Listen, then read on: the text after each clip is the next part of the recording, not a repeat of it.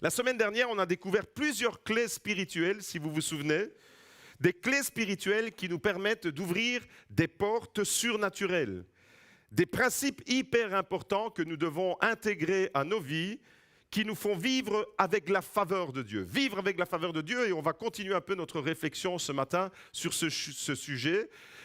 La semaine dernière, les quatre clés que je vous ai communiquées, c'est la clé de l'obéissance en tout temps. Être obéissant en tout temps, l'obéissance va activer la faveur de Dieu dans nos vies et l'obéissance va nous permettre d'ouvrir des portes surnaturelles.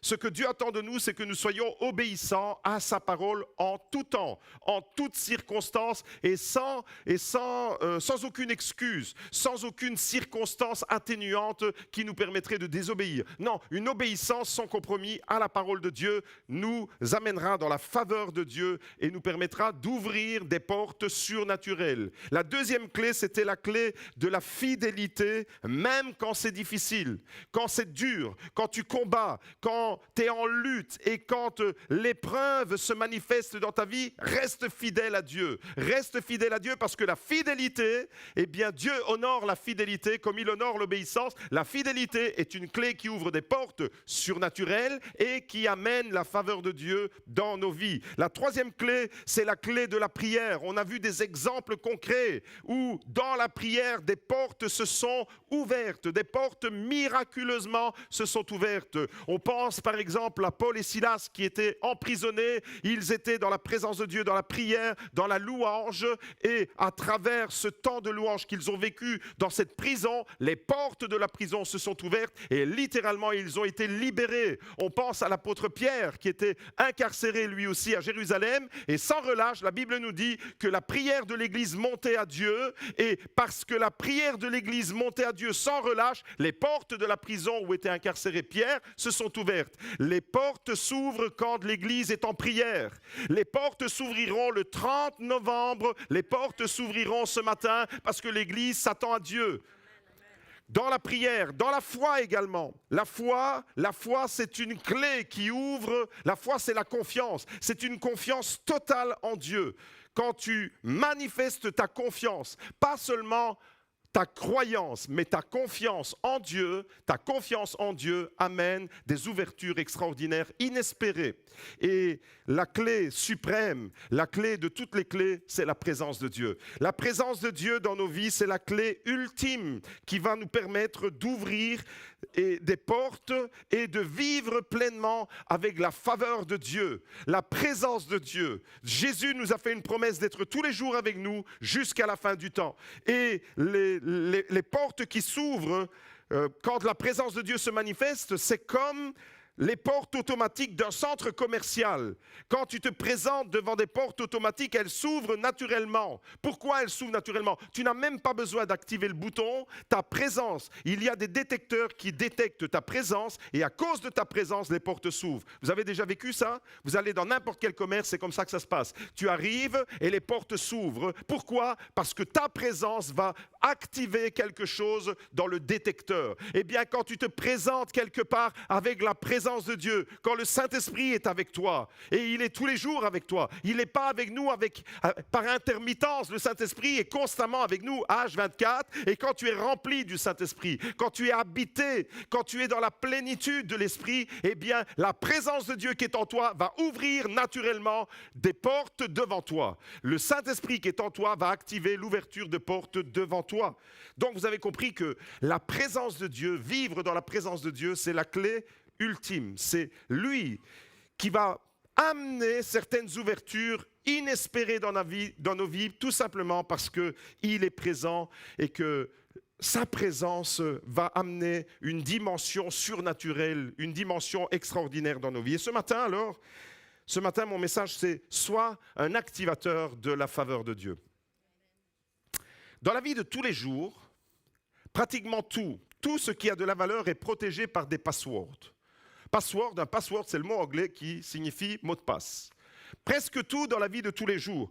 Ton compte bancaire, ton téléphone, ton ordinateur, tes réseaux sociaux, Facebook, Instagram, Twitter, et tous les autres, tes plateformes de travail. On travaille en télétravail, c'est très à la mode. Eh bien, pour accéder à ta plateforme de travail, même l'équipe de louange, pour accéder au logiciel Eliakim, il y a un mot de passe, il y a un password, pratiquement tout. Ton système d'alarme à la maison. Pour entrer dans certaines maisons, il nous faut un password. Presque tout ce qui a de la valeur, aujourd'hui, est protégé par un password. Et ce matin, il sera question de password.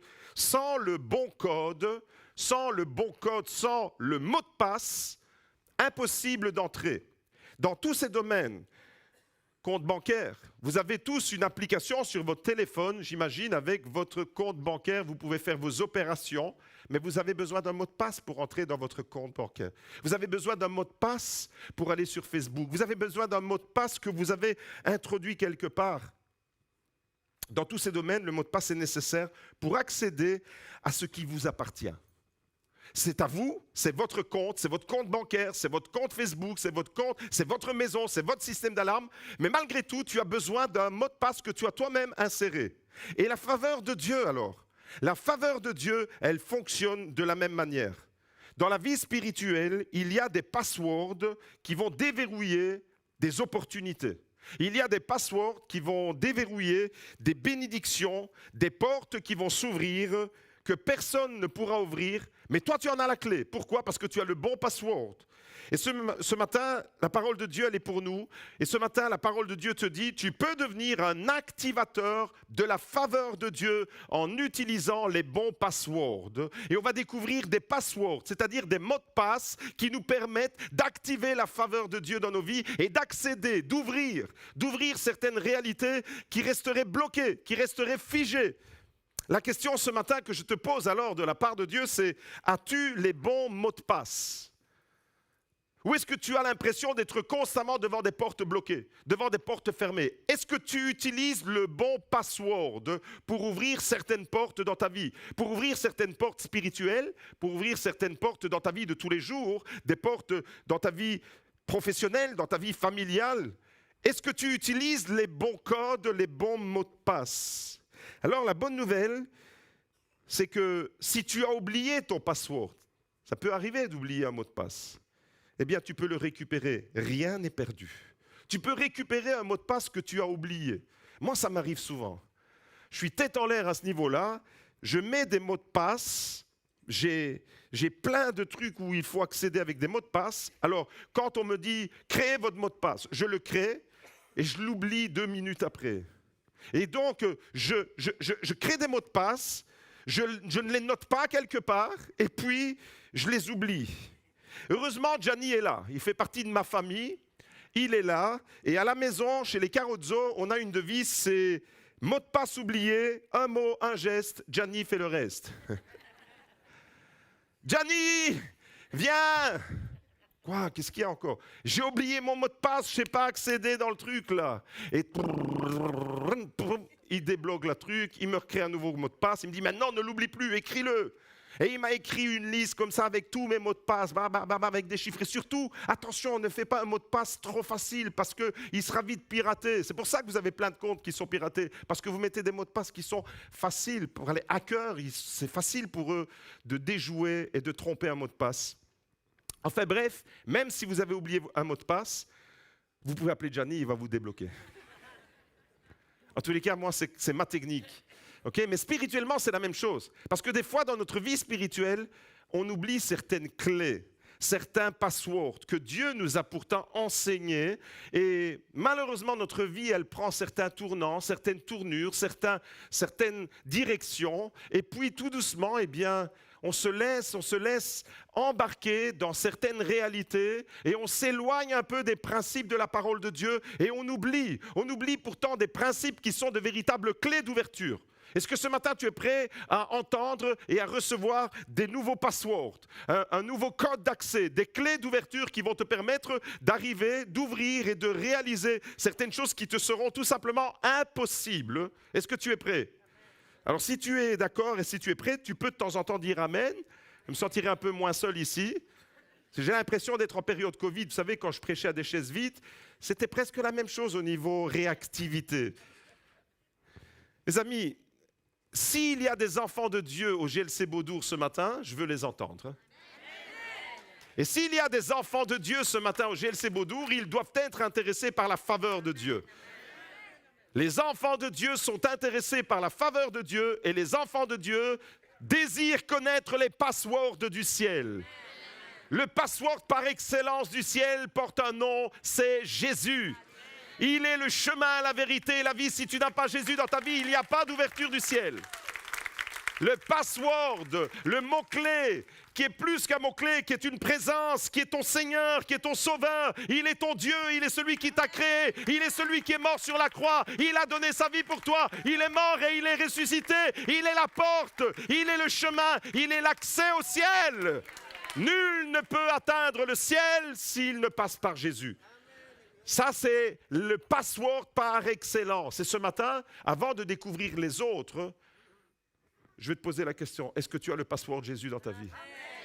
Je m'adresse à ceux qui sont là pour la toute première fois. Est-ce que tu as ouvert ton cœur à Jésus ce matin? Parce que sans ce password-là, tu n'iras pas loin dans la vie. Jésus est la clé suprême de tout. Il est le oui de Dieu. Il est la promesse de Dieu. Il est l'accomplissement de Dieu. Il est l'alpha et l'oméga. Et en dehors de lui, tout est néant. Tu peux construire une vie. Tu peux avoir presque le sentiment de réussir ta vie. Mais si tu n'as pas Jésus, tu as tout manqué. Tu as tout raté. Ce matin, je t'invite vraiment à recevoir de Dieu parce que c'est un cadeau. Vous savez, les passwords, on peut pas les mériter. Les passwords, on les reçoit de Dieu. Et ce matin, eh bien, le cadeau suprême s'appelle Jésus. Premier password, il est vraiment celui qui est indispensable pour accéder au ciel. Si tu veux remporter des victoires, alors, je tiens pour acquis que tous, autant que nous sommes, si vous avez le password Jésus, levez la main. Je tiens pour acquis que tous, vous avez déjà le password le plus important. Amen. Mais il y a d'autres passwords. Et on va découvrir d'autres passwords dans la vie chrétienne de tous les jours. Parce que si tu veux remporter des victoires, lève la main, dis Amen. Si tu veux avancer avec succès, est-ce que tu as envie d'avancer dans l'échec? Non, certainement pas. Tu as envie d'avancer avec succès. Et si tu veux avancer avec succès, eh bien alors tu dois t'intéresser à la faveur de Dieu, tu dois t'intéresser au password de Dieu. Alors la faveur de Dieu, juste un mot sur la faveur de Dieu. C'est quoi quand on parle de la faveur de Dieu dans la vie d'une personne? La faveur de Dieu, c'est la bienveillance surnaturelle de Dieu sur ta vie. C'est sa bienveillance surnaturelle. La faveur de Dieu, c'est la main de Dieu sur notre vie qui nous ouvre des portes qui nous sont impossibles sans lui. La faveur de Dieu, ce n'est pas avoir de la chance. Vous savez, des fois, on regarde certaines personnes et on dit « mais celui-là, il a de la chance ». Non, la vie chrétienne ne fonctionne pas avec un coup de chance. La vie spirituelle, ce n'est pas un coup de chance. La faveur de Dieu, ce n'est pas avoir de la chance, c'est la main de Dieu qui intervient dans l'ordinaire pour nous le rendre extraordinaire. C'est la main de Dieu qui agit dans l'ordinaire de ta vie, dans ta vie de tous les jours, et qui va le rendre extraordinaire. Et il ne s'agit pas d'avoir un coup de chance. Ce n'est pas la vie chrétienne avec succès, il ne s'agit pas d'avoir un coup de bol. Non. C'est la faveur de Dieu qui se manifeste là où il y a des hommes et des femmes qui cherchent sa face, qui cherchent sa présence, qui cherchent sa volonté. La faveur de Dieu n'est pas non plus un privilège réservé à certaines personnes. Ce n'est pas seulement pour l'élite. Il n'y a pas d'élite spirituelle. Dans l'Église, il n'y a pas d'élite. Dans l'Église, il n'y a pas de star. Dans l'Église, il n'y a pas de « je suis le numéro 1 ». Non, non. Le numéro 1 s'appelle Jésus. C'est lui qui est en tête et nous sommes tous des zéros. Nous sommes tous des zéros. Nous sommes tous des zéros et nous sommes tous des héros. Parce que si les zéros que nous sommes se mettent derrière Jésus, vous imaginez le chiffre que ça fait? Des milliards et des milliards et des milliards et des milliards, à l'infini. Il faut les zéros, une suite ininterrompue de zéros. Vous pouvez en mettre des milliards, ça restera zéro. Si tu prends le zéro et que tu écris zéro à l'infini, eh bien ce sera toujours zéro. Mais par contre, si tu mets un devant, si tu mets le numéro 1 devant, si tu mets le password par excellence, Jésus devant, eh bien le 1 suivi de tous les zéros que nous sommes, vous imaginez le nombre que ça fait? C'est gigantesque, ça donne le vertige. Et ce matin, je déclare que nous sommes tous des zéros pour Jésus, parce qu'il est le numéro 1, et que nous sommes tous appelés à être des héros. Mes amis, la faveur de Dieu n'est donc pas un privilège réservé à quelques personnes. Il n'y a pas d'élitisme dans l'Église, c'est un potentiel à activer, un potentiel spirituel que nous devons activer à travers certains principes que nous devons intégrer dans nos vies. La vie chrétienne fonctionne avec des principes, avec des lois. Il y a des lois spirituelles. Dans le monde spirituel, ça fonctionne comme dans le monde matériel, il y a des lois. Le monde physique obéit à des lois, le monde spirituel obéit aussi à des lois. Et si tu ignores ces lois, et si tu ignores tes passwords, eh bien tu essayeras, mais tu te casseras les dents. Tu chercheras à faire une percée spirituelle, mais tu n'aboutiras pas. Tu chercheras à être heureux, à être épanoui, à réussir ta vie, mais tu vas galérer. Pourquoi? Parce que tu n'as pas le bon password. Ce matin, on va découvrir plusieurs passwords. Premier exemple, on va découvrir plusieurs exemples d'hommes et de femmes dans la Bible merveilleux qui ont vécu avec des passwords extraordinaires. Le premier exemple, c'est Joseph. Joseph, fils de Jacob. Dans l'Ancien Testament, c'est un magnifique exemple d'un homme qui a vécu avec la faveur de Dieu. Et la faveur de Dieu a transformé Joseph, de prisonnier qu'il était, en premier ministre d'Égypte. C'est extraordinaire ce qu'il a vécu. Il a été vendu par ses frères, ce garçon. Il a été trahi. Joseph a connu une déception. Si vous êtes trahi par quelqu'un d'étranger, ça fait mal, mais finalement, ça fait partie de la vie. Mais quand c'est quelqu'un de ton sang qui te trahit, ça fait encore plus mal. Vous êtes d'accord avec moi? Plus la relation de proximité est grande et plus la trahison fait mal. On est d'accord? Joseph a été vendu par ses frères.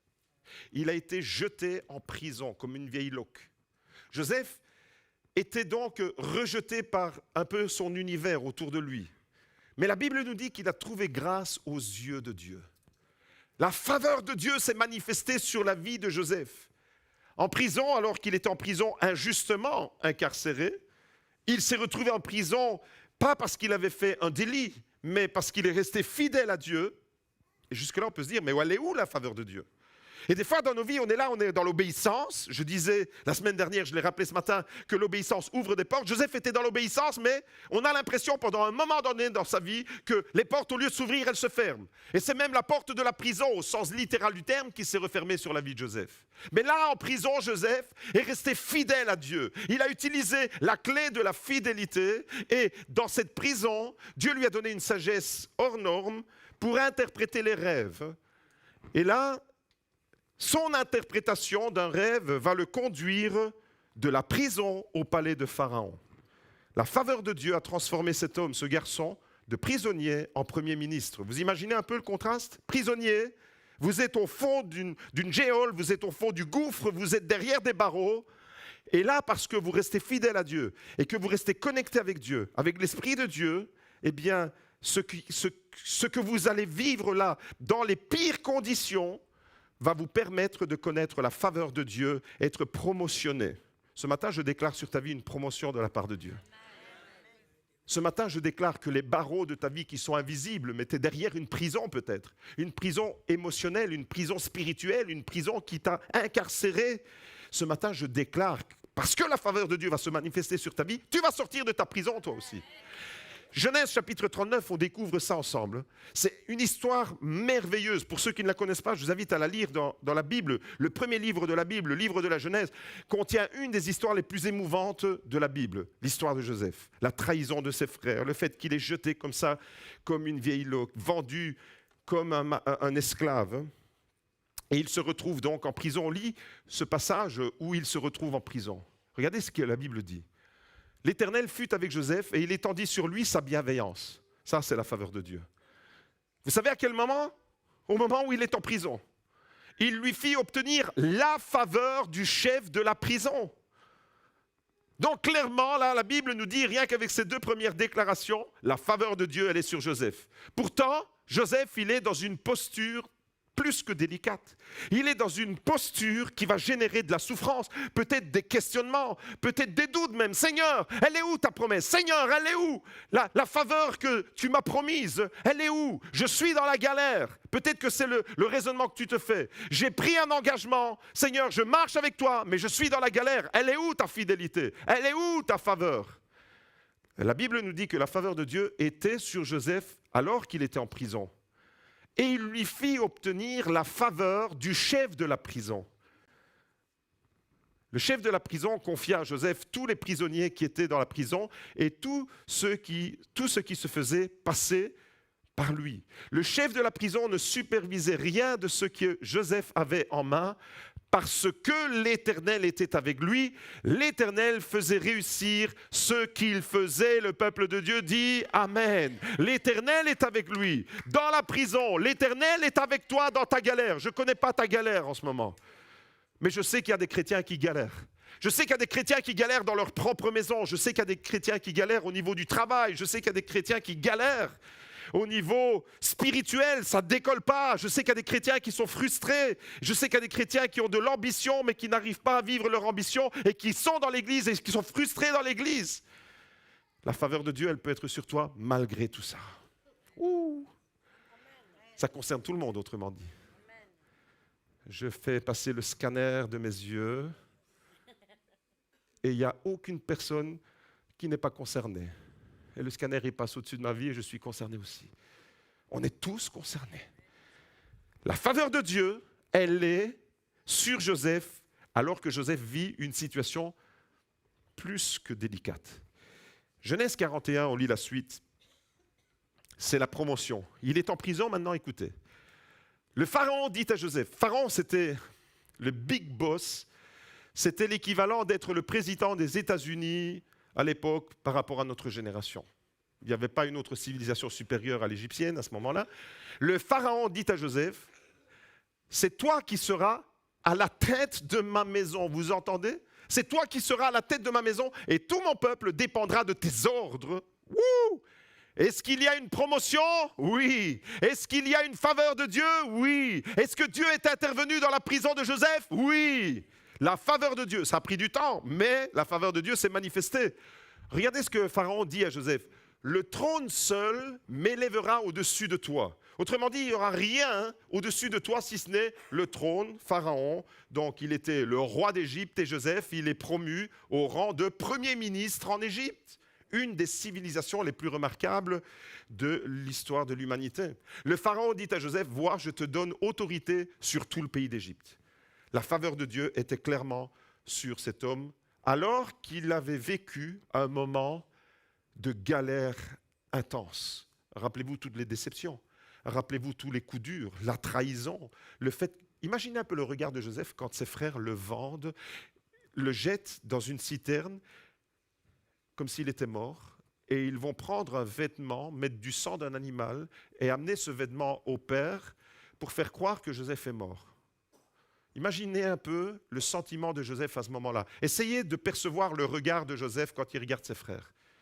Quand il le jette dans la citerne, essayez de voir, d'imaginer le regard désemparé, complètement blessé de Joseph quand il croise le regard de ses frères en train de dire « Mais qu'est-ce que vous êtes en train de faire ?»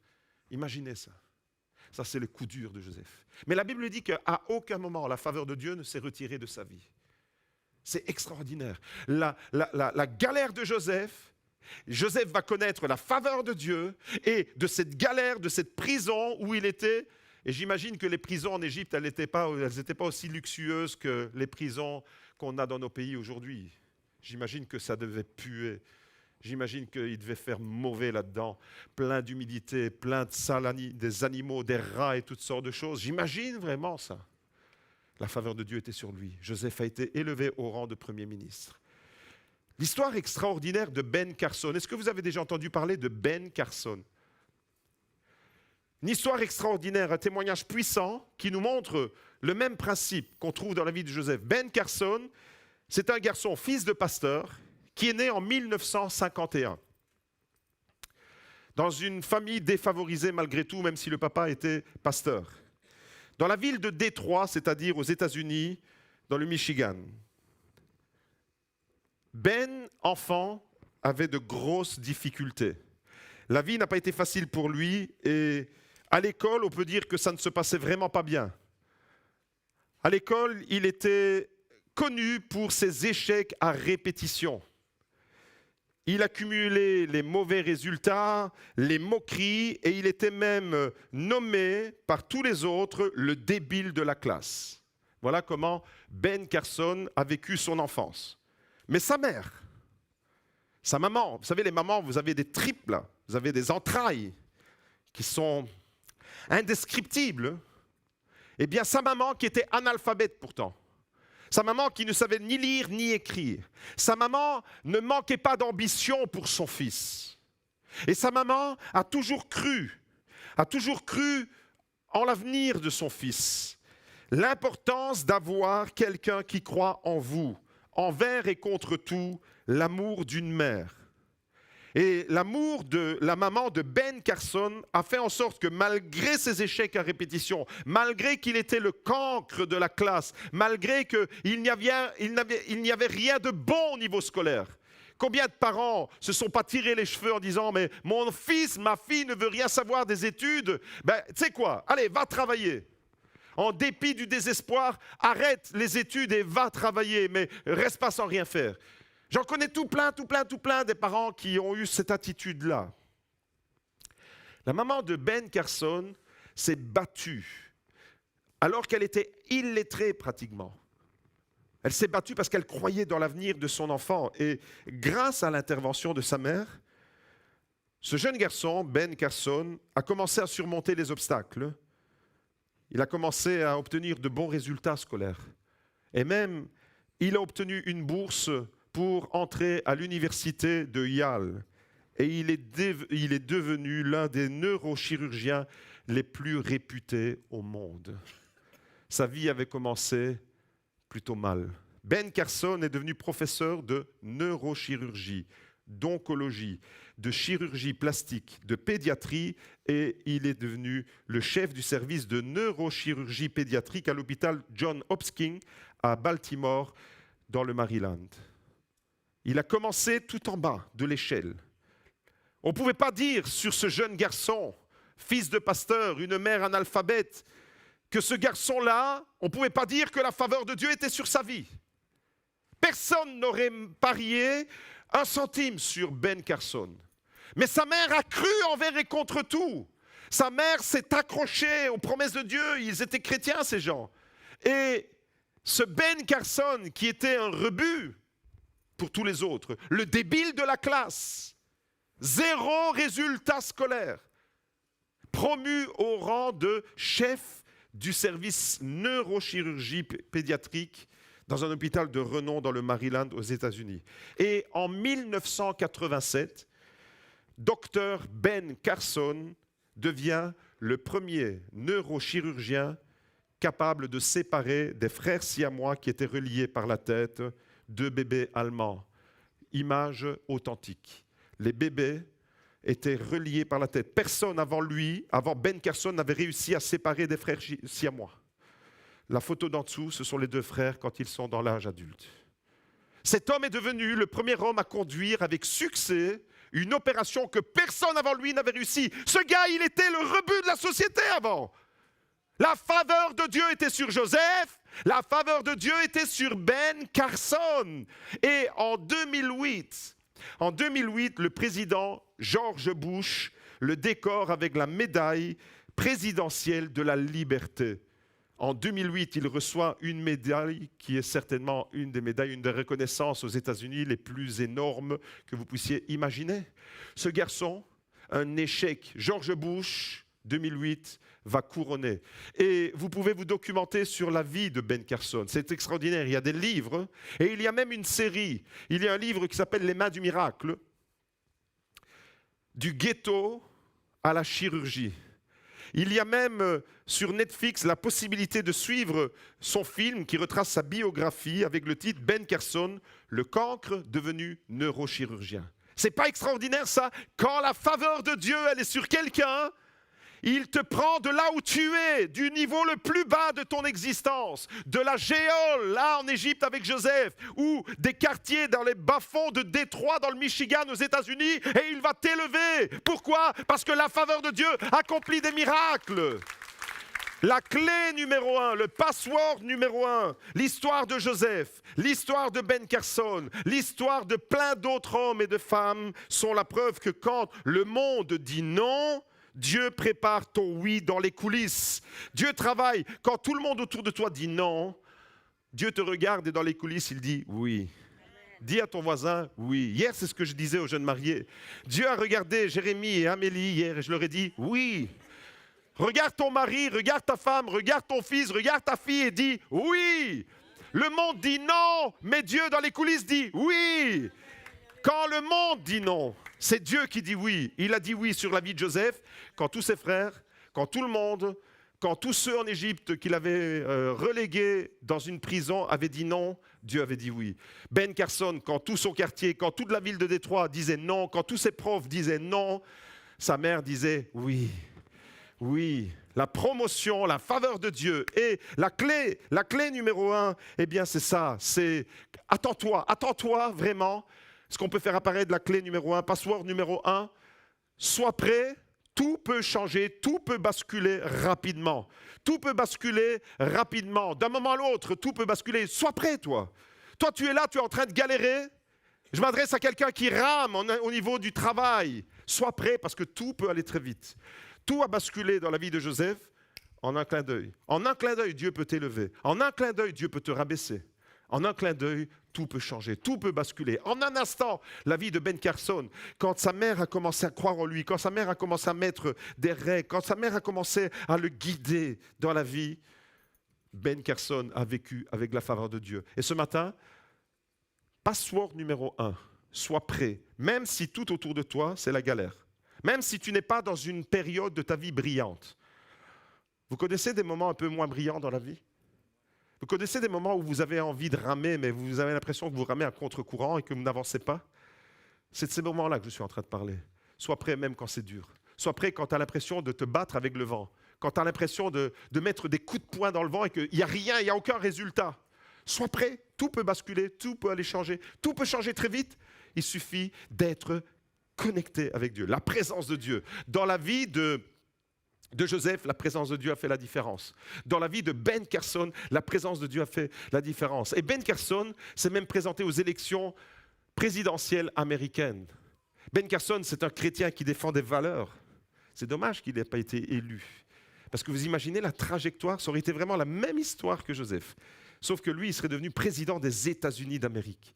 Et Ben Carson, c'est un chrétien conservateur qui est contre l'avortement, qui défend les valeurs de la famille telles que la Bible les enseigne, un homme et une femme. Vous voyez de quoi je parle? Donc Ben Carson, c'est vraiment un chrétien qui veut vivre sa foi dans tous ses engagements. Il a vécu son engagement dans la foi à travers la neurochirurgie, à travers le monde politique où il s'est investi. La porte numéro 1, c'est sois prêt. Password numéro 1, sois prêt parce que tout peut basculer, tout peut aller très vite. Ne crois jamais que Dieu a mis un point final. Quand les hommes mettent un point final, Dieu met des points de suspension. Et quand les hommes disent non, Dieu dit oui dans les coulisses. Pour ouvrir les portes, password numéro 2, servir avec excellence. Servir avec excellence, sers Dieu avec excellence. Quand tu donnes le meilleur de toi-même dans ta discipline, dans ton domaine. Ne cherche pas à faire ce que les autres font, mais dans ton domaine, donne le meilleur de toi-même. Pour la gloire de Dieu. Eh bien, quand tu donnes le meilleur de toi-même, dans le service qui est le tien, dans la tâche qui est la tienne, dans ce que tu as la possibilité de faire dans l'Église, ce que tu as la possibilité de faire en dehors de l'Église, dans ton domaine à toi, donne le meilleur de toi-même, parce que l'excellence va ouvrir des portes. Quand tu donnes le meilleur de toi-même, pour la gloire de Dieu, je souligne, pour la gloire de Dieu, pas donner le meilleur de soi-même pour se vanter. Moi, j'ai entendu récemment quelqu'un qui m'a dit « J'ai prié pour quelqu'un et le Seigneur est intervenu grâce à ma prière. » Je dis « Seigneur, donne-lui un peu d'intelligence spirituelle et d'humilité. Grâce à ma prière. C'était même pas, gloire à Dieu, il a été guéri. Et j'ai même pas besoin de dire que j'ai prié. Gloire à Dieu, il a été prié. On a prié tous ensemble. Non, grâce à ma prière, ça fait partie de mon témoignage. Je peux me vanter et j'irai en parler à gauche et à droite parce que moi, quand je prie, il y a du résultat. Non, c'est servir avec excellence le Dieu de gloire pour sa seule gloire. Et quand tu donnes le meilleur de toi-même, en tant que musicien, en tant que choriste, en tant que leader de louange, en tant que monitrice à l'école du dimanche, en tant que média, au service de l'accueil, donnez le meilleur de vous-même, en tant que pasteur, quand je donne le meilleur de nous-mêmes, eh bien, c'est exactement la même chose. Dans Bethesda, chez les aînés renouvelés, chez les enfants, chez les jeunes, donnez le meilleur de vous-même dans tous les départements de la vie de l'Église, parce que quand on donne le meilleur de soi-même pour la gloire de Dieu, cela provoque l'attraction de la faveur de Dieu. L'excellence est une force d'attraction. La médiocrité est une force de répulsion. Dans tout ce que tu fais, si tu vises la médiocrité, tu vas repousser la faveur de Dieu. Mais si tu recherches l'excellence, ce deuxième principe, password numéro 2, servir avec excellence, met en évidence le fait que Dieu accorde sa faveur à ceux qui travaillent et qui recherchent l'excellence. Qu'est-ce que tu en as fait de ce password? Tu ne l'as pas oublié quelque part? Église, ne t'accommode jamais de la médiocrité. Jésus ne mérite pas la médiocrité. Recherche l'excellence. Église, n'oublie jamais le password servir avec excellence. Quand tu es dans un service, dans un ministère, continue à travailler ton talent. Quand tu arrives dans un service, tu n'es pas arrivé au paradis. Tu es juste au début. La porte, elle vient de s'ouvrir. Maintenant, tu dois continuer à ouvrir d'autres portes. Ça veut dire que si, par exemple, tu es à la louange, continue à travailler le don que Dieu t'a donné. Continue à le perfectionner. Je vois, moi, des personnes autour de moi, c'est évident. Je les encourage, je leur dis, mais de semaine en semaine, c'est évident. Les progrès sont là. Et je vous encourage à continuer à rechercher l'excellence. Parce que c'est comme ça que la faveur de Dieu, vous l'attirez sur vous-même, vous l'attirez sur votre famille et vous l'attirez sur l'Église. La faveur de Dieu pour la gloire de Dieu ne peut être attirée que quand tu recherches l'excellence pour sa seule gloire. Pas avec l'intention. Vous savez, Dieu accorde sa faveur à ceux qui travaillent avec excellence et qui recherchent l'excellence, pas avec l'intention de recevoir en retour. Parce que sinon, tu es calculateur. Non. Pour honorer le nom de Dieu de façon désintéressée, pour honorer le nom de Dieu, tu veux faire les choses bien, tu veux faire les choses de mieux en mieux, tu veux faire les choses avec excellence, tu recherches l'excellence de façon désintéressée et la faveur de Dieu se manifestera sur ta vie. Le password, c'est servir avec excellence. Et quand tu agis alors avec excellence, même dans les petites tâches, parce que c'est là que tu peux démontrer que tu es excellent. Quand tu nettoies l'église, va dans les coins, voir ce qui se passe dans les coins. Tu ne peux pas nettoyer en surface et puis dire, de toute façon, dans les coins, il n'y a personne qui va. Ça, ce serait de la médiocrité. Non, l'équipe de nettoyage, qu'est-ce qu'ils font? Ils vont avec la loupe et ils vont regarder dans les coins. Il y a des crasses là-bas. L'excellence, c'est même là où il n'y a personne qui va, je vais les nettoyer. Vous voyez l'excellence? Dans les petites tâches. Dans les petites tâches. Quand tu es fidèle à Dieu, quand tu recherches l'excellence dans les petites tâches, tu attires la faveur de Dieu. Et dans le Nouveau Testament alors, Lydie est un exemple puissant de service d'excellence. Il y a des Lydies au milieu de nous. Il y en a une, notre sœur Lydie, qui s'appelle Lydie. Mais il y a des sœurs Lydie qui ne s'appellent pas Lydie, mais qui sont des Lydies. Des Lydies qui recherchent le service de Dieu avec excellence. Après avoir entendu la parole de Dieu prêchée par l'apôtre Paul, Lydie, une marchande de pourpre originaire de Thyatire, a ouvert son cœur à l'évangile, à la grâce de Dieu.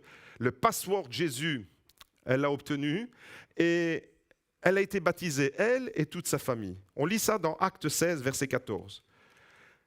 Il y avait là une femme craignant Dieu. Je souligne, craignant Dieu. La crainte de Dieu t'amènera à rechercher l'excellence.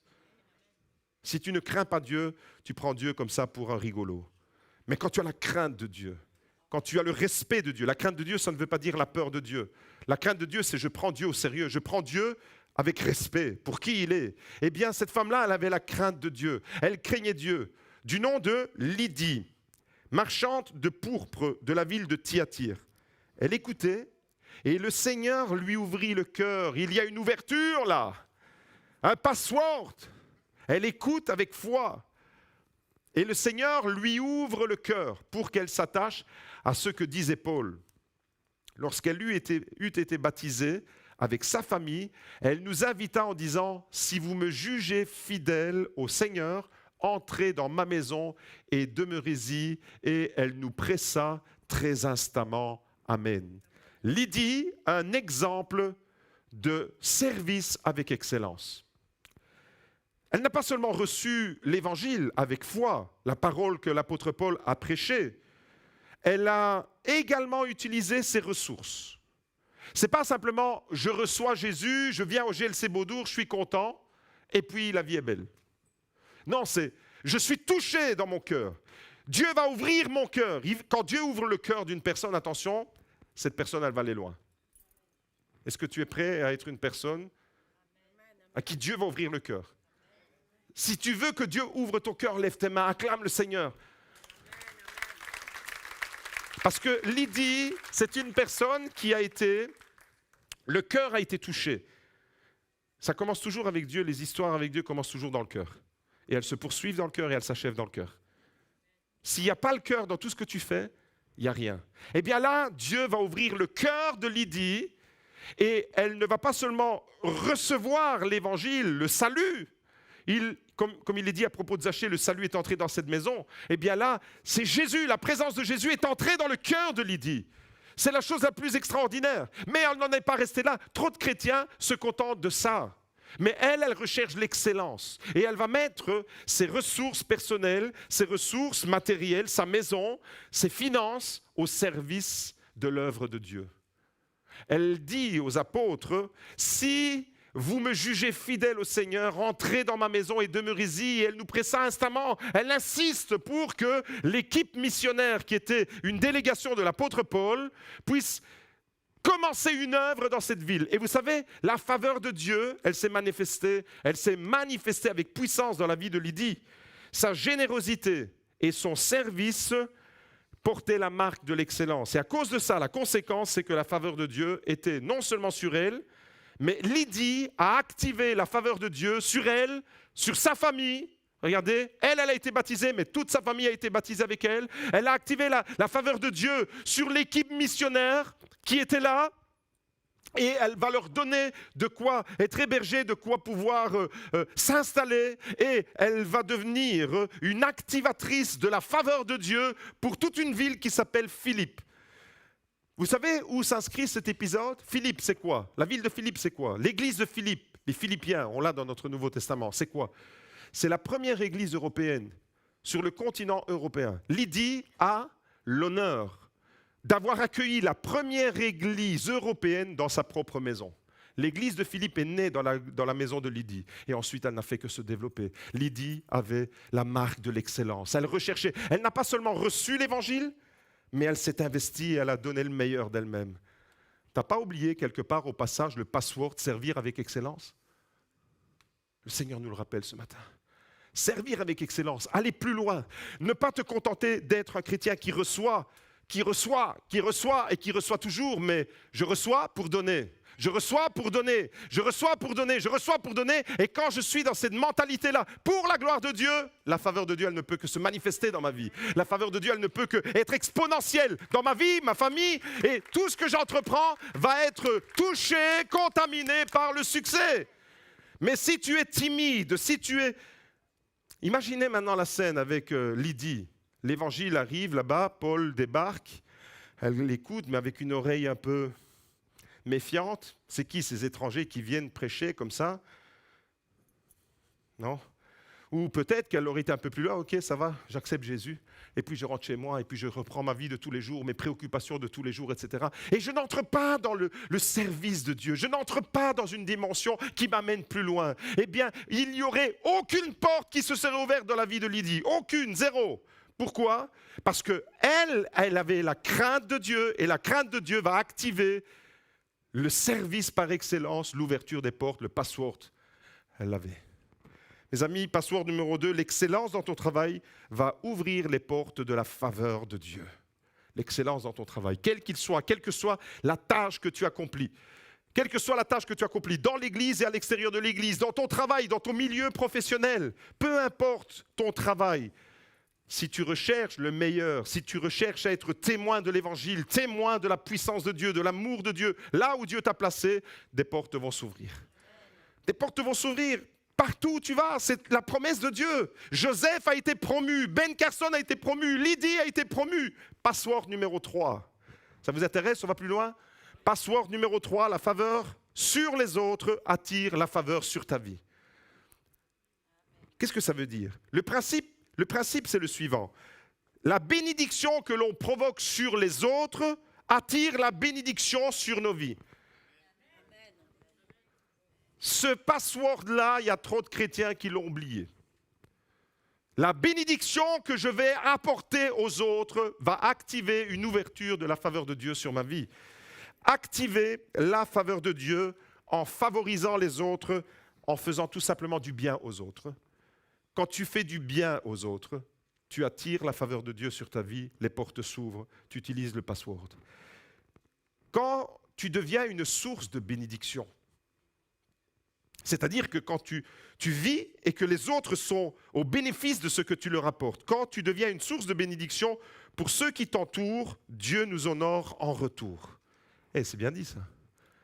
Quand tu es une source de bénédiction pour ceux qui t'entourent, Dieu t'honore en retour.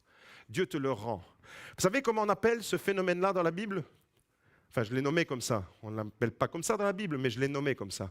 L'effet boomerang. L'effet boomerang, vous savez c'est quoi? Vous avez déjà vu ces jeux-là, quand on était gamin, on lançait le boomerang. Tu le lances, et qu'est-ce qu'il fait le boomerang? Il revient. L'effet boomerang, c'est quoi l'effet boomerang de la bénédiction? L'effet boomerang provoque la faveur de Dieu. Et le principe, il est énoncé où? En Proverbes chapitre 11, verset 25. Ça, c'est l'effet boomerang de la bénédiction qui provoque la faveur de Dieu. Est-ce que tu es prêt à lancer la bénédiction sur les autres? Si tu lances la bénédiction sur les autres, elle va te revenir. Regardez ce qu'il est écrit. Celui qui répand la bénédiction sera dans l'abondance et celui qui arrose sera lui-même arrosé. Effet boomerang. La bénédiction que je provoque sur l'Église, l'Église me la renvoie. Joseph était dans ce principe-là, lui aussi. Dans la prison, effet boomerang. Il aurait pu se révolter, il aurait pu se braquer. Non, il a interprété le rêve. Et à travers ça, il a fait du bien. La faveur de Dieu était sur lui, les portes se sont ouvertes. C'est extraordinaire. Quand on a compris ce principe-là, eh bien ça, ce principe-là, c'est le principe de la faveur de Dieu. On va le relire posément. Proverbe 11, verset 25. Celui qui répand la bénédiction sera dans l'abondance. Vous n'appelez pas ça la faveur de Dieu, vous? Quel est le password? Fais du bien aux autres. C'est ça le password. Fais du bien aux autres. Pas pour espérer en retour. C'est jamais comme ça que ça marche avec Dieu. Fais du bien aux autres. Sois investi dans un élan de générosité pour les autres. Investis-toi, pas pour recevoir en retour, parce que sinon tu serais un calculateur. Seigneur, je te donne pour recevoir. On ne marchande pas avec Dieu, on n'achète pas la faveur de Dieu, on n'achète pas la grâce de Dieu. J'ai entendu dire qu'il y a certaines églises où ils achètent des dons spirituels. Ils doivent payer un prophète, entre guillemets, pour acheter des dons spirituels. Fouillez, courez, attachez vos lacets, courez et sortez de ces églises-là parce qu'elles vous amènent en enfer et elles vous plument de votre argent. Non, non, la faveur de Dieu, elle est gratuite. Vous n'avez pas besoin de la payer. C'est gratuit, la faveur de Dieu. Celui qui répand la bénédiction sera dans l'abondance. Et regardez comme c'est bien dit. Et celui qui arrose. Faites avec moi. Je viens avec une torche, avec une lance ce matin. Pas avec une torche, avec une lance. Parce que sinon, je vais vous brûler avec la torche. Avec la lance d'incendie là-bas. Est-ce qu'on peut dérouler le rouleau, s'il vous plaît? Je vais ouvrir. Viens avec le rouleau. Vas-y, Sébastien, s'il te plaît. Vas-y, déroule. Il est assez long, il va arriver jusqu'ici. Vas-y, amène-toi, s'il te plaît, je te le demande. Allez, déroule-le, s'il te plaît. Quelqu'un peut donner un coup de main à Sébastien, il ne sait pas comment ça fonctionne. Pietro, vas-y. Vas-y, Pietro. Est-ce que quelqu'un peut donner un coup de main à Sébastien et à Pietro? Avant la fin de la prédication, je veux le tuyau d'arrosage, je vais vous arroser. Et c'est ce qu'il est écrit, celui qui arrose sera lui-même arrosé. Vous êtes prêts? On va pratiquer une aspersion collective. Mes amis, ça c'est un principe de la faveur de Dieu. Galates chapitre 6, verset 9 à 10, nous plonge dans le même principe de la faveur de Dieu. Password, faveur de Dieu sur les autres, attire la faveur de Dieu sur ta vie. Galates 6, verset 9. Effet boomerang, la bénédiction provoque la faveur de Dieu. Tu l'envoies aux autres, elle te revient. Ne nous lassons pas de faire le bien, dit l'apôtre Paul. Ne te lasse pas de faire le bien. Même quand c'est dur, ne te lasse pas de faire le bien. Même si on t'a trahi, continue. Même s'il y a des coups durs, continue. Ne te lasse pas de faire le bien. Car nous moissonnerons au temps convenable si nous ne nous relâchons pas. Si nous ne nous relâchons pas, les amis, c'est persévère dans le bien que tu fais aux autres parce que tu vas moissonner en retour. Verset 10, ainsi donc, pendant que nous en avons l'occasion, pratiquons le bien envers tous et surtout envers les frères dans la foi. Effet boomerang. Effet boomerang, tu vas moissonner ce que tu as semé. Ça, c'est l'effet boomerang. Effet boomerang, si tu arroses les autres vont t'arroser. Ce que tu donnes, la bénédiction, tu vas le recevoir au centuple. L'effet boomerang, mes amis, c'est aussi vrai dans l'autre sens, malheureusement. L'effet boomerang, c'est aussi vrai dans Galates 6, verset 7. Regardez ce qu'il est écrit. Ne vous y trompez pas, on ne se moque pas de Dieu. Ce qu'un homme aura semé, il le moissonnera aussi. Effet boomerang aussi, mais d'un point de vue négatif cette fois-ci. Okay? Donc, il y a une loi, le principe, je parlais des lois spirituelles dans le royaume de Dieu, c'est ce que tu as semé, tu vas le récolter. Si tu sèmes l'amour, tu vas récolter l'amour. Si tu sèmes des semences de haine, tu vas moissonner la haine en retour. Ne vous y trompez pas, on ne se moque pas de Dieu. Ce qu'un homme aura semé, il le moissonnera aussi. Dans la Bible, Ruth est un magnifique exemple de ce principe-là. Vous avez déjà lu l'histoire de Ruth? 4 chapitres, merveilleuse. C'est une femme extraordinaire qui connaît une trajectoire. Oui, la faveur de Dieu était sur cette femme. C'est tout d'abord une femme étrangère, elle ne fait pas partie du peuple de Dieu. Elle est moabite, c'est un peuple ennemi d'Israël. Donc vraiment, dans le camp de l'ennemi, on peut dire. Eh bien, Ruth va connaître une ascension et elle a choisi de faire le bien. Je vais juste choisir un épisode dans sa vie. Elle a choisi de faire du bien à sa belle-mère. Vous savez comment on appelle ça? Une sainte femme.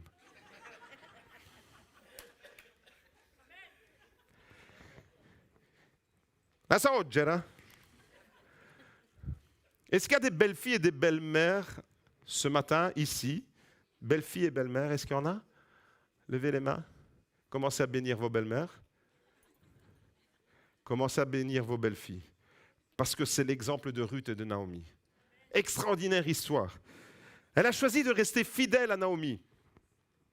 On lui apportant le soutien, le réconfort dont elle avait besoin, alors qu'elle aurait pu retourner auprès de son peuple. D'ailleurs, son autre belle-sœur, l'autre belle-fille de Naomi, Orpa, c'est ce qu'elle a fait. Elle a quitté. Cette famille a été frappée par le deuil. L'homme, le papa, est décédé, Elimelech. Et les 2 garçons qu'il avait, Marlon et Kilion, meurent aussi. Oula. Ces hommes-là étaient mariés, les 2 gars, Marlon et Kilion, avec Orpa et Ruth, des Moabites. Eux, ils étaient Israélites. Ils étaient même de la tribu de Juda, de la ville de Bethléem.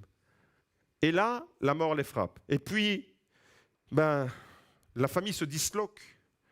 Et Naomi dit à Ruth, mais retourne avec ta belle-sœur, vas-y, retourne. Mais elle, en retour, elle a choisi de rester fidèle à Dieu, et parce qu'elle est restée fidèle à sa belle-mère, parce qu'elle a été une source de réconfort à sa belle-mère, parce qu'elle a soutenu sa belle-mère jusqu'au bout, Dieu l'a honorée avec un mariage. Est-ce qu'il y a des jeunes filles célibataires ce matin? Restez fidèles à Dieu, la porte du mariage s'ouvrira. Ruth va être honorée à travers un mariage, pas avec n'importe qui, avec Boaz. Boaz, c'était un homme d'un haut rang en Israël Et elle va devenir, par la même occasion, elle qui était étrangère, elle qui était loin de la faveur de Dieu, elle va devenir ancêtre de David et du Messie. Vous imaginez? Son nom apparaît dans la généalogie de Jésus-Christ. C'est extraordinaire. Cette femme était nulle part. Elle était loin, elle ne connaissait pas Dieu. Ruth chapitre 1, verset 16, regardez, il est écrit, après que Naomi, sa belle-mère, lui ait dit, vas-y, maintenant retourne avec ta belle-sœur, retourne vers ton peuple, retourne vers ta famille. La réponse de Ruth, regardez, ne me pousse pas à te laisser, à repartir loin de toi. Où tu iras, j'irai. Vous imaginez l'attachement de cette belle fille? Où tu iras, j'irai. Où tu habiteras, j'habiterai. Ton peuple sera mon peuple et ton Dieu sera mon Dieu. Où tu mourras, je mourrai et j'y serai enterré. Que l'Éternel me traite avec la plus grande sévérité si autre chose que la mort me sépare de toi. Waouh! Cette femme, elle a connu l'effet boomerang dans sa vie. Le bien qu'elle a fait lui revient. Retiens-le, le bien que tu fais te reviendra. Cette femme, Ruth, elle a été une source de bénédiction et de réconfort. Imaginez-vous un peu Naomi. Naomi, en l'espace de peu de temps, elle perd son mari et ses 2 garçons. À l'époque, et encore aujourd'hui pour une maman et pour une femme, c'est l'anéantissement complet. Son cœur est complètement fracassé. Et il y a une belle fille qui s'attache à elle pour la soutenir, pour la fortifier, pour l'encourager. Ruth va rester dans cette loyauté, et sa loyauté, son attachement à Naomi va activer la faveur de Dieu. Et c'est le password numéro 3, retenez bien ce password numéro 3, c'est que la faveur attire la faveur, elle est contagieuse. Si tu cherches la faveur, si tu es Ruth, tu me suis? Tu es Ruth. Et que tu cherches la faveur de Naomi, Dieu t'envoie la faveur sur ta vie. C'est comme avec Lydie, le bien qu'elle a fait à l'Église lui est revenu. Eh bien, Ruth, c'est la même chose. Et elle va se retrouver promotionnée, l'épouse de Boaz, ancêtre du roi David et du Messie, notre Seigneur Jésus. L'ancêtre, dans la généalogie de Jésus, c'est une étrangère, une Moabite.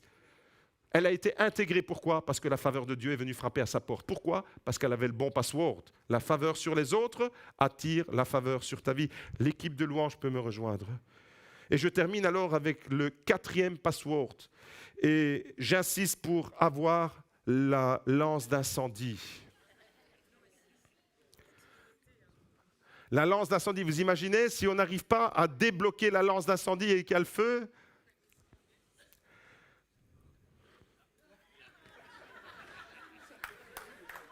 c'est pas tout à fait le même. Hein?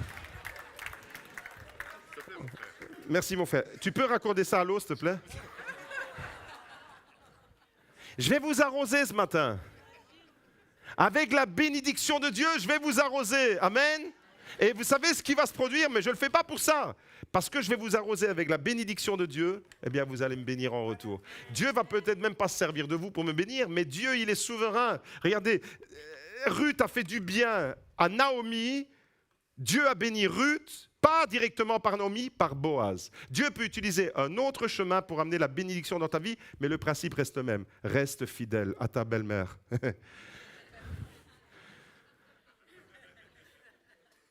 Pourquoi ça fait toujours rire les gens, ça? Il y a un problème avec les belles-mères? Il y a une personne qui est concernée ce matin, qui s'appelle Aline, elle est dans cette église, c'est ma belle-fille. Reste fidèle à ton beau-père. Je vais changer un peu les trucs. Mes amis, password numéro 4.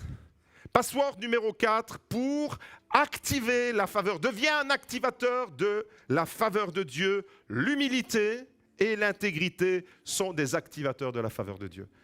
L'humilité et l'intégrité. Quand tu restes dans l'humilité et dans l'intégrité de ton cœur, eh bien, la faveur de Dieu, elle se manifeste sur ta vie. Et un exemple, j'aurais pu prendre plein d'autres exemples. Un exemple qui me vient, c'est celui de David. David, dans la parole de Dieu, va vivre, expérimenter le principe suivant. Est-ce qu'on peut jouer, s'il vous plaît? Il ne faut pas attendre que je le dise, il faut commencer direct. Dieu accorde sa faveur, Dieu accordera toujours sa faveur à ceux qui agissent avec droiture et dans l'humilité. Dieu accorde sa faveur à ceux qui ont un cœur humble. Dans l'Église, pas de fanfaronnerie, pas d'esprit de supériorité par les autres, pas d'orgueil, parce qu'un, il fait les choses d'une manière et il les fait mieux qu'un autre. Non, ça ne vient pas de Dieu. Dans l'Église, un esprit de service, d'excellence, c'est un service dans l'humilité. Ça recherche l'humilité et ton cœur reste intègre. Et quand les paramètres, quand le password, humilité, intégrité sont présents dans ton cœur, les portes vont s'ouvrir. Les portes vont s'ouvrir, la faveur de Dieu va être activée dans ta vie. David, et ce sera le dernier personnage de la Bible que je vous présente ce matin, David, tout au long de sa vie, du début, quand la Bible commence à le mentionner, jusqu'à la fin, a été un activateur de la faveur de Dieu. Pour quelle raison? Principalement parce que son cœur est resté intègre. Oh, il n'était pas parfait, David. Il avait des défauts comme les autres. David n'était pas parfait, mais David avait un cœur intègre.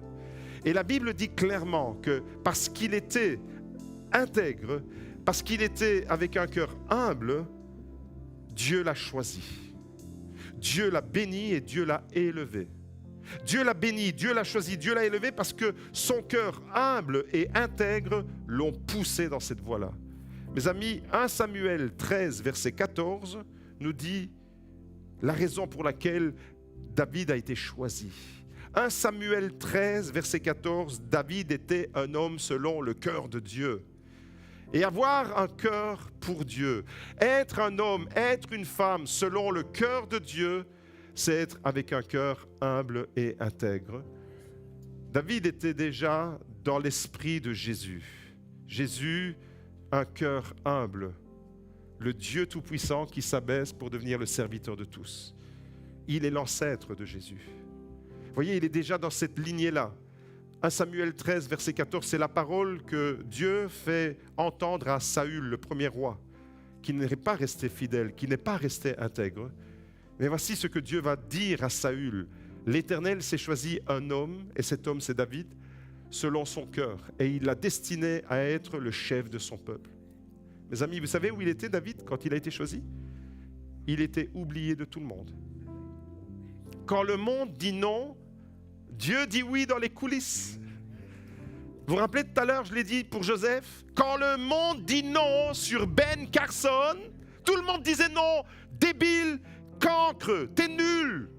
Quand tout le monde dit non dans les coulisses, Dieu dit oui. Eh bien, avec Joseph, c'est la même chose et avec David, c'est la même chose aussi. David, son père avait dit non. Ses frères avaient dit non. Mais Dieu avait dit oui. Et quand il a fallu choisir le prochain roi d'Israël, le prophète qui va chez Ésaïe, le père de David, il dit, mais fais passer tous tes fils là, parce que l'Éternel va choisir le roi ici parmi tes fils. Et tous ils vont passer, les uns après les autres. Du plus costaud, du plus beau, du plus playboy. Il n'y en a aucun d'eux. Et puis, le prophète Samuel va dire, mais il n'y a pas un autre fils quelque part? Ah oui, il y en a encore un, mais il garde les moutons. Autrement dit, j'ai carrément oublié de le citer, lui. Comment un père il peut oublier de citer son fils? Mais voilà, ça arrive dans les familles. Il garde les moutons, autrement dit, non, pour choisir un roi en Israël, ce n'est pas lui que tu vas les choisir. Dieu a dit non là où les hommes ont dit oui, et il dit oui là où les hommes disent non. C'est David qui a été choisi. Pourquoi David? Qu'est-ce qu'il avait de particulier, ce David? Un homme selon le cœur de Dieu, un homme humble, un homme intègre et un homme qui sait se remettre en question et réparer les torts qu'il a faits. Mon frère, ma sœur, j'aimerais te dire ce matin, si tu veux devenir toi aussi un activateur de la faveur de Dieu, est-ce qu'il y en a ce matin qui veulent devenir des activateurs littéralement de la faveur de Dieu? Alors, sois prêt à tout moment, comme Joseph, comme Ben Carson. Sois prêt à tout moment parce que tout peut basculer très vite. Même si tu es dans la galère en ce moment, sois prêt. La faveur de Dieu vient frapper à ta porte. Deuxième password, si tu veux activer la faveur de Dieu, sers Dieu et les autres avec excellence, comme Lydie l'a fait dans l'église de Philippe, dans sa propre maison. Mets tes biens matériels que Dieu t'a donnés, Mets-les au service de Dieu. Mets ce que tu es, mets ta maison, mets ton argent, mets ta voiture, mets ce que tu es. Tout ce que tu as, tu l'as reçu de Dieu. Tout ce que tu as, c'est lui qui te l'a donné. Alors, mets, comme Lydie a mis sa maison au service de Dieu, en retour, la vague, le boomerang. Est-ce que vous êtes prêts à recevoir le boomerang de la bénédiction? Mes amis, favorisez les autres. Password numéro 3.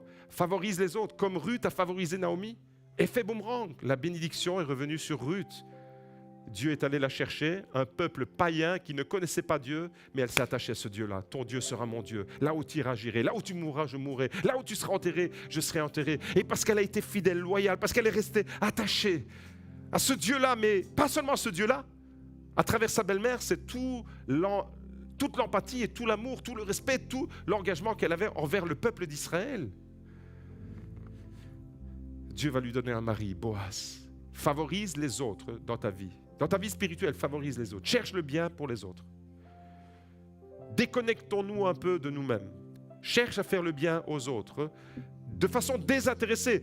Ruth, elle ignorait complètement qu'un jour, elle allait rencontrer Boaz et que ce Boaz était un homme d'une lignée que Dieu avait choisie, qui allait être l'ancêtre de David et du Messie. Elle l'ignorait complètement, mais elle était dans la faveur de Dieu. Et quand tu es dans la faveur de Dieu, parce que tu favorises les autres, il va ouvrir des portes que tu ignores complètement.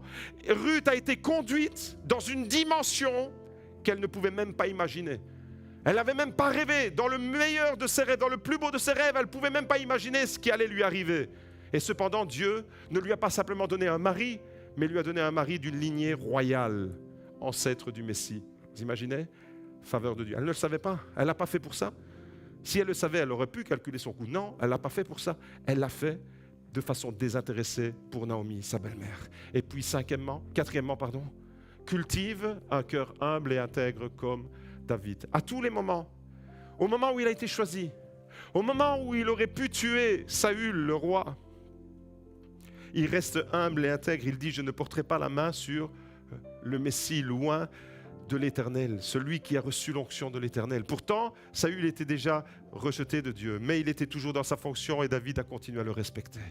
Un cœur entier, un cœur humble, un cœur intègre. Alors ces 4 passwords, je vous invite à les mettre dans un bloc-notes. Ne faites pas comme moi parce que Gianni ne viendra pas chez vous pour les débloquer, ces passwords-là. Si jamais vous les avez oubliés en cours de route, c'est le Saint-Esprit qui va les réactiver.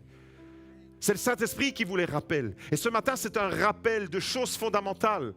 Sois prêt parce que tout peut basculer. Est-ce que tu peux dire Amen? Sers Dieu et les autres avec excellence. Est-ce que tu peux dire Amen? Favorise les autres et le boomerang viendra sur ta vie. Est-ce que tu peux dire Amen? Et cultive un cœur humble et intègre parce que la bénédiction, elle va te propulser dans un niveau que tu ne peux même pas imaginer. Alors ce matin, à tous les activateurs de la faveur de Dieu, au GLC Beaudour, je dis password, Jésus est la bénédiction et c'est là qu'il va nous conduire. Et on va terminer ce moment à travers la consécration de nos cœurs et de nos vies. Est-ce qu'on peut donner de l'intensité, s'il vous plaît? Merci. Alléluia, Seigneur, nous voulons te louer et te bénir. Ce matin, nous voulons te proclamer. Tu es le roi des rois, tu es le Seigneur des seigneurs et tu es le roi des rois. Merci pour ta faveur, merci pour ta grâce. Merci, Seigneur, parce que tu es présent dans ce lieu, Seigneur, et à travers ta parole, à travers ces mots-clés, à travers ces passwords, tu nous as, Seigneur, ouvert des portes de ta faveur. Ce matin, Seigneur, je réclame une activation dans les vies, une activation dans les cœurs. Conduis ton Église plus loin, Seigneur. Conduis ton Église dans des choses insoupçonnées qu'on ne peut même pas imaginer. Mais toi seul, Seigneur, en connais les tenants et les aboutissants. Nos vies sont entre tes mains, Seigneur. Donne-nous d'être toujours prêts à ce moment de basculement où notre vie va basculer en ta faveur de ton côté. Parce que tu vas intervenir dans nos prisons. Tu vas libérer ta faveur. Tu vas faire sortir les Joseph qu'il y a derrière les barreaux. Tu vas bénir les Lydie qui se mettent au service. Tu vas bénir les Ruth qui sont en faveur des autres. Et tu vas bénir tous les David, Seigneur, au milieu de nous, qui veulent avoir un cœur humble et intègre pour te servir. Alors oui, ta faveur sera sur la vie de chacun et sur notre Église. Au nom puissant de Jésus. Amen, amen, amen. On va acclamer ensemble le Seigneur. Je vous souhaite à tous et à toutes un bon dimanche. plein de la faveur de Dieu. Soyez bénis.